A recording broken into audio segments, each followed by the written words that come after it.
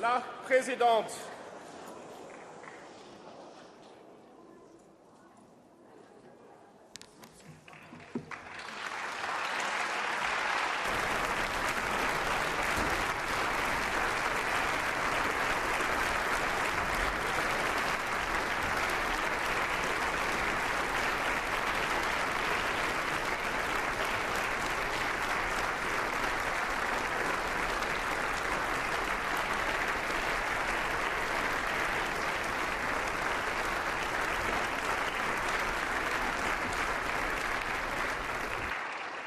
Dear members, dear colleagues, we gather here today to pay tribute to Alexei Navalny in the presence of his brave wife, Yulia Navalnaya.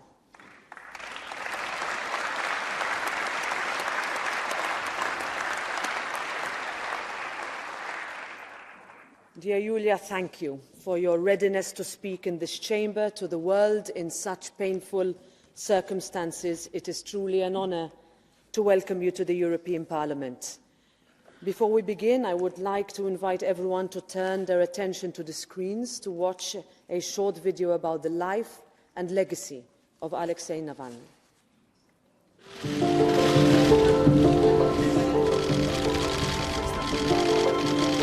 Я мог развиваться, и моя семья могла распределить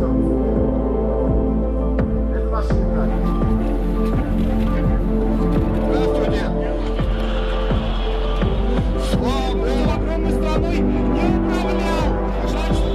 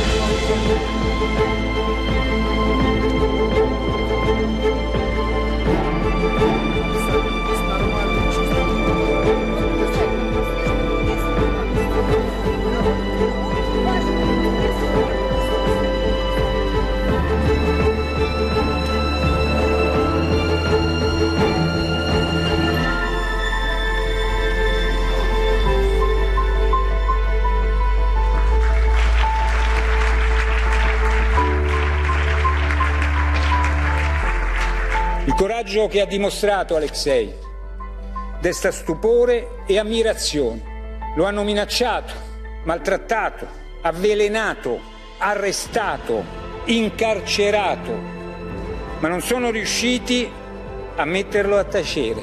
Ha lottato instancabilmente per il popolo russo. Jailed opposition politician and Sakharov Prize laureate Alexei Navalny's condition remains of deep concern, with journalists reporting it as critical. So from here, on behalf of the European Parliament, let me once again call for his immediate and unconditional release.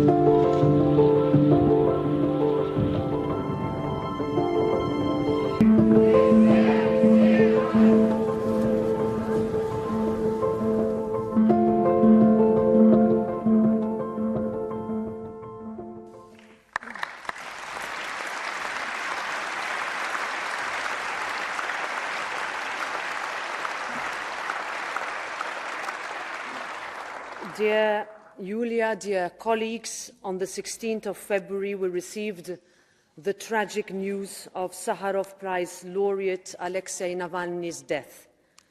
For many in Russia and outside, he represented hope.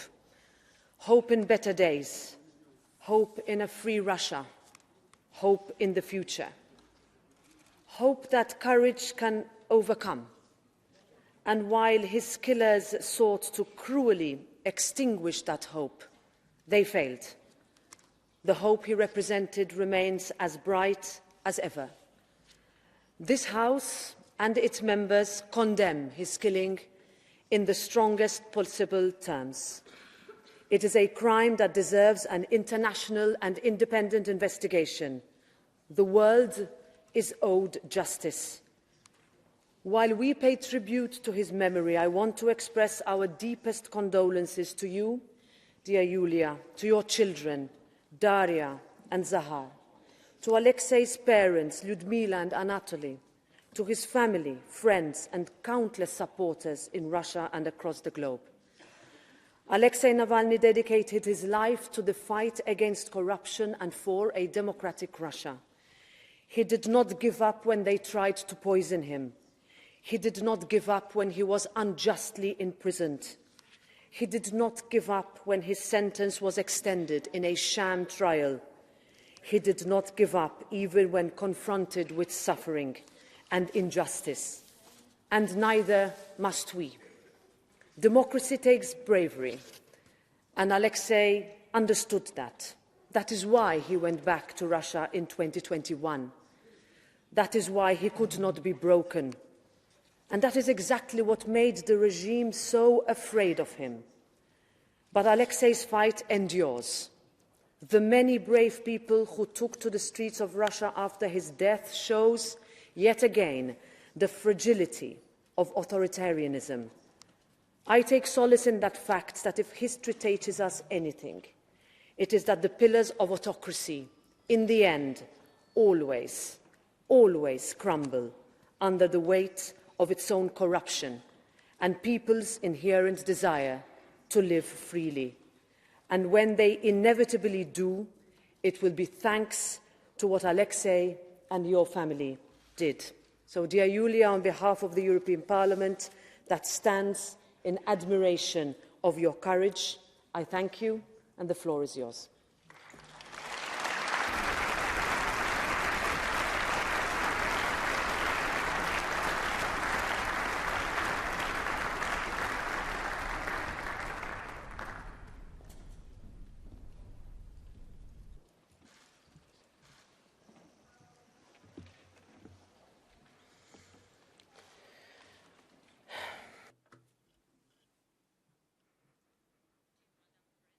Dear ladies and gentlemen, thank you for the opportunity to hear me today.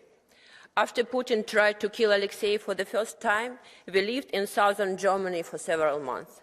Alexei was recovering from the poisoning, learning how to walk and try it all over again. We walked a lot, sometimes going on short trips. One of them, we went to Strasbourg with our children. It is one of my and Alexei's favorite cities. We have been there several times together, and then 3 years ago, we decided to show it to them. Now my husband is dead. I'm back to Strasbourg, but I'm no longer walking around with my family. I stay here and address you and in your person the whole Europe. I thought that in 12 days since Alexei's murder, I would have time to prepare for this speech. But first, we spent a week getting Alexei's body and organizing funeral. Then I chose the cemetery and coffin. The funeral will take place the day after tomorrow. And I'm not sure yet whether it will be peaceful or whether police will arrest those who have come to say goodbye to my husband.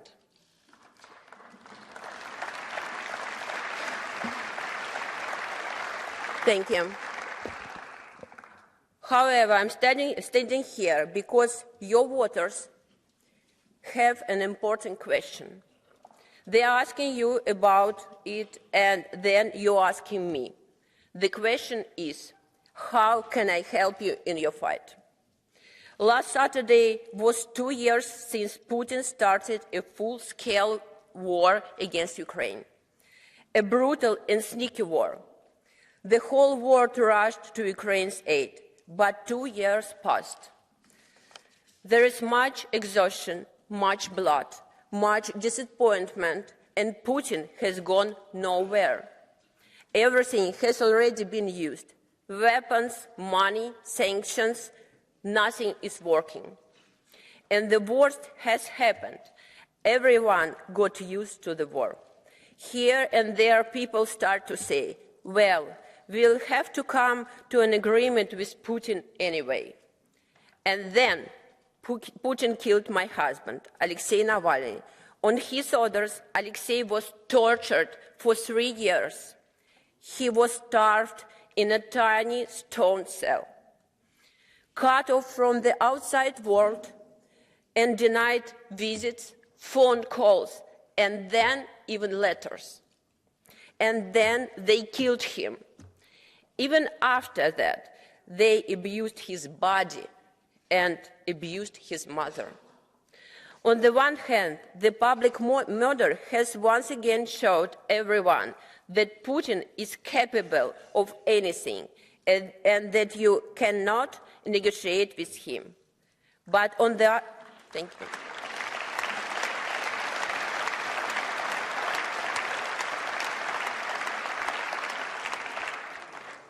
But on the other side, I can also see how shocked everyone is. Many people have the feeling that Putin cannot be defeated at all. And in this desperation, they are now asking me, how can I help you? And I'm thinking about how Alexei would answer this question. I will try answer, but to do so, I have to tell you a little about what he was like. Alexei was an inventor. He always had new ideas for everything, but especially in politics. You have elections at the beginning of June. Many of you will be campaigning, meeting voters, giving interviews, shooting commercials. Now imagine that all of this is impossible. No TV station will do an interview with you. No money in the world can help you with the commercial. And the voters who came to the meetings will be arrested along with the candidate. Welcome to Putin's Russia.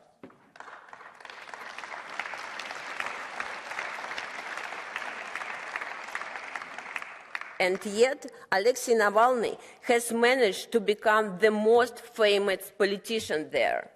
He was able to inspire millions of people with his ideas. How did he do that?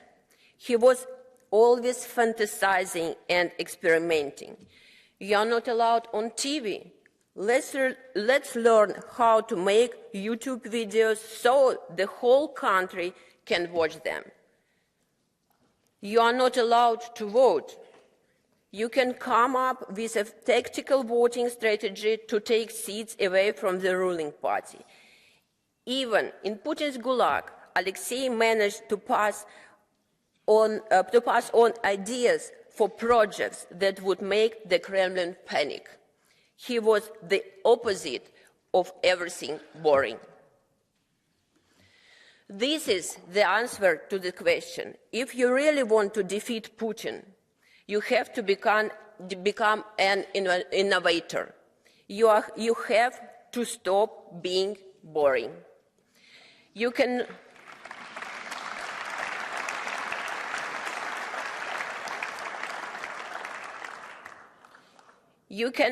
hurt Putin with another resolution or another set of sanctions.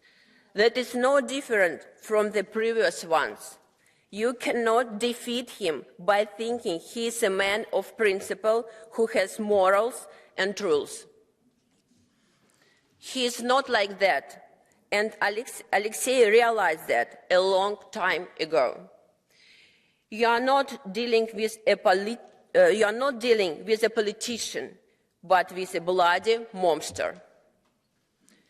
Putin is the leader of an organized criminal gang. Putin is the leader of... sorry. Thank you.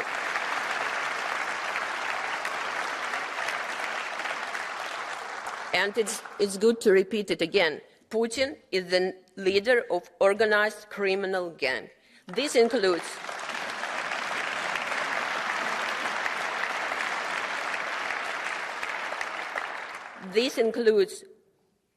poisoners and assassins, but they are just puppets. The most important thing is the people close to Putin, his friends, associates, and keepers of mafia money. You and all of us must fight the criminal gang, and the political innovation here is to apply the methods of fighting organized crime, not political competition. Not diplomatic notes, but investigations into the financial machinations, not statements of concern, but a search of mafia associates in your countries for discreet lawyers and financiers who are helping Putin and his friends to hide money. In this fight, you have reliable allies. There are tens of millions of Russians who are against war, against Putin, against the evil he brings. We must not persecute them. On the contrary, you must work with them, with us.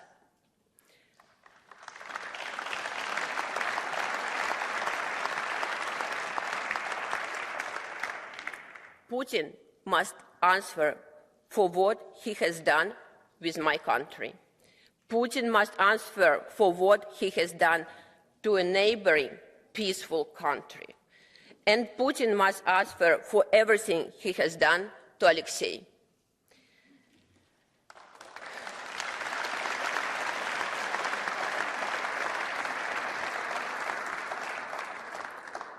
My husband will never see what the beautiful Russia of the future will look like.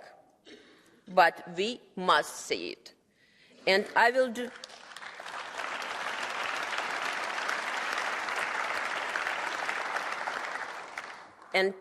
And I will do my best to make his dream come true. The evil will fall, and the beautiful future will come. Thank you.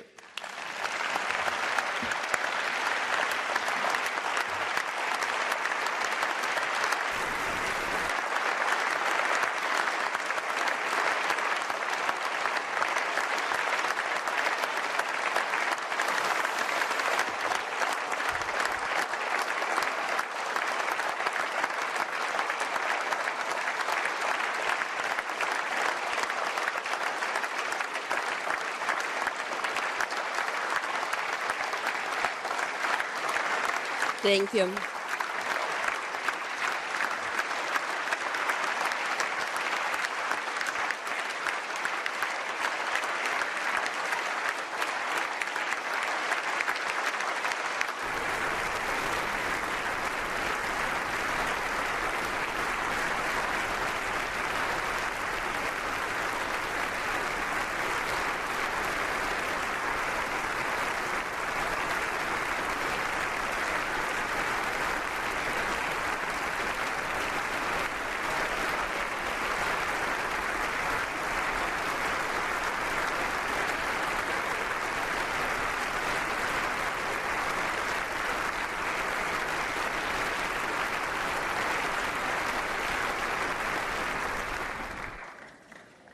Thank you very much, Ms. Navalnaya, for that powerful statement. Now we will have a round of speakers from all political groups, starting with the President of the EPP Group, Manfred Weber. Madam President, Madam Navalny, I was informed about the death of Alexei Navalny at the beginning of the Munich Security Conference, Friday, 11 o'clock. Andreas Kubilius sent me a text message. My first thought was, this is not a coincidence. This is planned. This is the killer Putin behind. Last week was another final wake-up call. No one today can be so naive to doubt about the brutal and murderous nature of the Putin's regime. Dear Mrs. Navalny, our thoughts are with you and your children, and all those who loved and admire your husband, Alexei Navalny. All of Europe mourns a brave man killed by a brutal regime. Alexei Navalny loved freedom, and for that he was deprived of it and locked up in prison. Alexei Navalny wanted a free Russia. That's why he couldn't be tolerated in Putin's unfree Russia. Alexei Navalny believed in people and knew how to inspire them. That is why the Putin regime prevented him from speaking. Navalny was a hope for Russia, but above all, he had hope.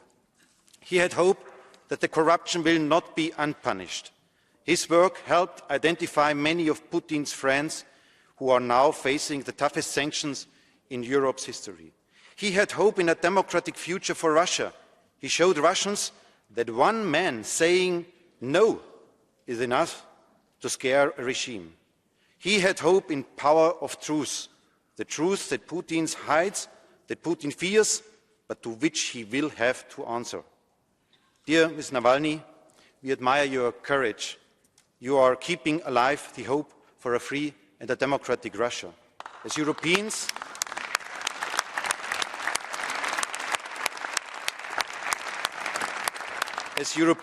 and as democrats, we will carry that hope with you together. Alexei Navalny died for freedom and democracy in Russia, just as people died for freedom and democracy in Warsaw, Berlin, Prague, in their fight against an unfree communism. Before 1988, not many could have imagined that once we would be here together, living in a free and democratic Europe. So what I want to say is everything is possible. That is why we will never give up the dream of a free and democratic Russia. Thank you. Thank you very much, Mr. Weber. Now, on behalf of the S&D Group, Pedro Marques. Madam President, Madam Navalnaya, today we pay tribute to Alexei Navalny, the 2021 Sakharov Prize laureate, for his courage and his ultimate sacrifice for democracy and for freedom in your country against the tyranny and the corruption of Putin's regime. He paid the highest price with his own life, but his legacy will live through you, through your family, and it will be honored through the Russian people. We express our heartfelt condolences to you, his brave wife, but also to your family. This House has repeatedly condemned in the strongest possible terms the persecution of Alexei Navalny, his poisoning, all the politically motivated rulings, the charges, the Trump charges, calling for his immediate and unconditional release. But you challenged us here today, and we heard you loud and clear. That is something that I want to say to you. The news of his death in the hands of the Putin regime in a remote Siberian prison outraged us and were met with the strongest condemnation. It sent shockwaves, you know, around Russia, but around the world. We could witness it personally all over Europe. Alexei was a political leader, one of the most bravest ones, with powerful convictions that inspired people, raising collective conscience for what was happening, is still happening in Russia. He represented the hope and the vision for a different, for a better Russia. His death brings us back to the memories, the darkest moments in the Russian history, and the conditions of his imprisonment and the violence he suffered makes Putin and the regime ultimately responsible for his fate.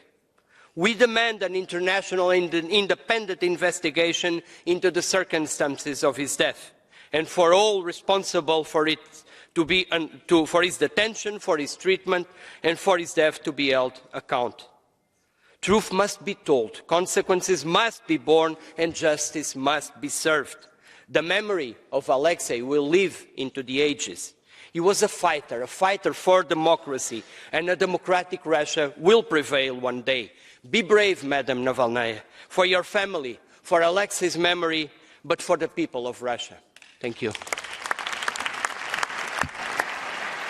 Thank you very much, Mr. Marques. And now for the Renew Europe Group, it's President Valérie Hayer. Merci, Madame la Présidente. Thank you, Madam President. Dear Madam Navalnaya, before I speak to the Chamber, I'd like to speak directly to you. It's true that this ordeal is having an impact in international politics, but first and foremost it's a personal torment. You have just lost your husband. I'd like to extend my sincere condolences to you, to your 2 children, and to your family. Your courage is an example for us to follow. And please be aware that all Democrats pay tribute to the memory of Alexei Navalny. Alexei Navalny was a symbol of courage, of selflessness faced with injustice and corruption, never wavering. He stood up until the end to a regime which answers challenges with repression and murders. We should say things clearly today. Yes, the full responsibility of this murder falls on the shoulders of the Russian state, and particularly its President Vladimir Putin. Alexei Navalny had uncovered the system that Putin has set up, a deeply corrupt system which had blocked all routes to power in the institutions. So if we really want to pay tribute to him, we should do what he always expected from us, continually suffocate Putin and his accomplices by all means possible. We need to move beyond resolution statements. We need to fight all those organizations which fund his criminal system. Dear colleagues, we cannot leave the Russian opposition alone. We must support them. We need to stand with them every single day, because despite the propaganda and the murders which are being exported around Europe, we need to address this. These are supporting Putin and his extremist colleagues. These extremes, when they get into power, seek to replicate Putin's playbook. Dear Ms. Navalnaya, let me reiterate our full support and also our full determination to support you in your courageous fight, a fight for a democratic and free Russia. We will always support you. We will stand with you until the end. Merci. Merci, Madame Ayer. And now the co-president of the Green Group, Terry Reintke. Dear colleagues, dear Yulia Navalnaya, it is hard to imagine what you have been going through in these last weeks, months, years. And when you were speaking about how you and your husband with your family were visiting Strasbourg a while ago and how you miss him right now, I was imagining what it would do to me if I lost my beloved partner to a brutal regime. And I know that probably it cannot even touch the pain that you have been feeling, but let me tell you on behalf of my whole group that we share this pain, we strongly support you, and we are by your side in this difficult time. In order to keep your husband's memory alive, we have to do everything in our power, not only to demand an independent investigation, but also to protect the remaining political prisoners in Russia and all those who are suffering from this brutal regime. The murder of Alexei Navalny has made it clear yet again. The biggest enemy of Vladimir Putin is democracy. The biggest enemy of Vladimir Putin is freedom. Freedom and democracy are what Putin is most afraid of because they threaten his democratic rule, and they were symbolized by your brave late husband. They threaten his system based on corruption and lies.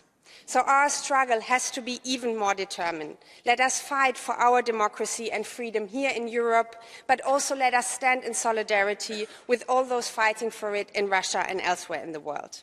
And even in this difficult time, when we all have difficult debates back home, when there are a lot of political challenges ahead of us, colleagues, we can never forget the price that so many political prisoners in Russia, in Belarus and elsewhere are paying to fight for freedom and democracy. If they have the strength to fight and pay this price, we cannot be tired. If they have the strength to go on, we have to do all we can in order to support them. Because in the end of the day, I am sure, and I want to say this to you, in the end of the day, freedom will win. There will be a free Russia, and we will fight for you. We will fight for it side by side together with you. Thank you very much. Thank you very much, Ms. Reintke. And now for the ECR Group, Nicola Procaccini. Grazie Presidente. Thank you, President. Well, several times here in this chamber, I've taken the floor, but I have never felt the weight of my words to such an extent as I do today. We're all very moved, and we really get a sense of history today. I heard the words of Mrs. Navalnaya, and I tried to maintain a respectful detachment so that I wasn't swayed by emotion, but it was difficult. Now, personally, I've been following Alexei Navalny's political activities for years, and I've always appreciated his imagination and his courage, and also the faith with which he pushed his ideas, even when few people could understand the meaning and value of what he was saying. He was labelled an extremist. Even the Western mainstream media labelled him as such at times. But the fact is that Navalny was a man who loved his country. He loved Russia, its people and its history. He was a Christian. He was born to a military family. He was no pacifist. But he always fought for his country without using weapons and without fear. There were many attempts made on his life, cowardly attempts. They always managed it, but it didn't work. So he kissed his wife, he said goodbye to his children, he went back to Russia. And he knew full well that the worst prison sentence awaited him and a certain death. His existence is over, but his dream of a free Russia in peace with the world is not. Someone said, "Blessed is the people which doesn't need heroes." I don't agree. All peoples need heroes, in peace and in war. And they are the men and women who speak to and for others, even when everyone else is alone and silent. Like the boy who, in August, many years ago, set fire to himself in front of the Soviet tanks that were invading Prague. When Jan Palach died, freedom was victorious, and the Europe that we all love was born. And it will be the same for Alexei Navalny. A free man was killed, but thousands were born in Russia, in Europe, and in the world. Thank you. Thank you, Mr. Procaccini. Now for the ID group, Jack Madison. Thanks so much, Madam President. Dear Ms. Navalnaya, first of all, from our political group, all the regrets goes to you and for your children, for your son and daughter, because the biggest loss what you can have is to lose your father as a children. So that's why it was very emotional to listen your statement, and I agree that most of us will absolutely feel what do you feel, even if it's very hard for us to feel the same as you are doing. You were saying absolutely right things about Russia, the current Russia, what we have today. And the very sad story is that the independent polling stations have shown that too many people are still supporting the regime of Putin. They're supporting the ideas of the old imperialist Russia. There are about 70% of the people who are saying that, yes, we have to restore the great Russia and should have the same kind of borders what they had in history. But the other side of the coin is that almost 30% of the Russian people doesn't like those ideas. It means that about 30 million people in Russia would like to have a normal country with a stability, with a freedom and peace. And as I'm from Estonia, of course, we feel it like from the bones. Like, what is it like to live next to the country who would like to occupy you? But it gives hope also for us to have a normal future, normal cooperation, because I'm sure that everybody here in this room would like to have a normal cooperation with the biggest country in the world, that's called Russia, to have a normalized relations, to have a normal economy, to have a normal friendship. And that's also my looking forward like for the future, that maybe in the future one day it is possible to have normalized relations with our neighbors. And that gives the hope that there are still about 30 million people, including you, who are standing against this regime and hoping for the better Russia and a better future. I think it's said enough. I really wish the best for you and for your children, and I'm more than sure that in one day we will have a great country called Russia, who has no kind of imperialist ideas and will have a normal relations with all the neighbors in Europe. Thank you so much. Thank you, Mr. Madison. Finally, on behalf of the Left Group, Nikolai Willumsen.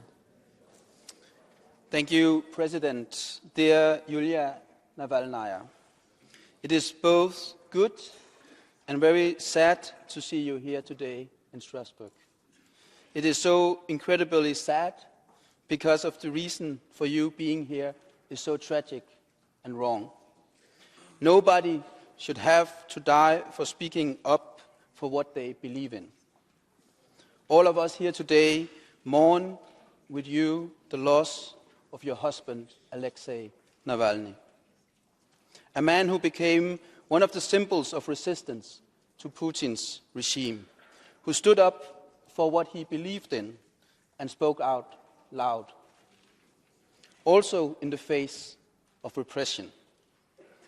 Alexei Navalny helped expose Putin to the world. He shined a light on the enormous corruption of Putin and his oligarch friends. It was something that clearly frightened Putin, because despots like Putin are afraid of facts, of debate, of truth. And your husband tried to bring forward all of that. And for that he was poisoned and he was accused by the Putin regime. He was unjustly jailed, tortured, and he paid the ultimate price. And yet, despite the sadness and the loss that led here, it is also good to hear you and to see you speaking out here today in Strasbourg, because it means that Putin did not succeed in silencing the critique. It means that the fight against repression continues. Dear Yulia Navalnaya, to offer you my condolences seems way too little. What I can offer you is my profound respect and admiration for the work of your husband and of you, and for everyone who dares to stand up against despots like Vladimir Putin. May the death of Alexei Navalny not be in vain. May democracy triumph in the end. Thank you.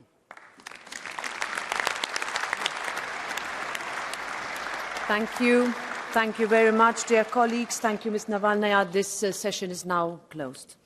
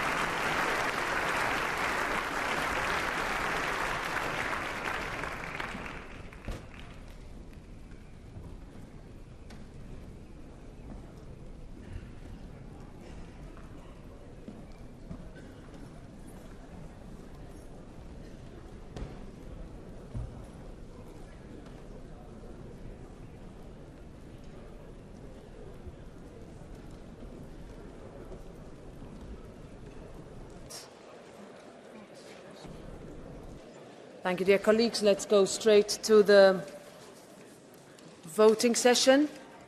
Brando Benifei, point of order.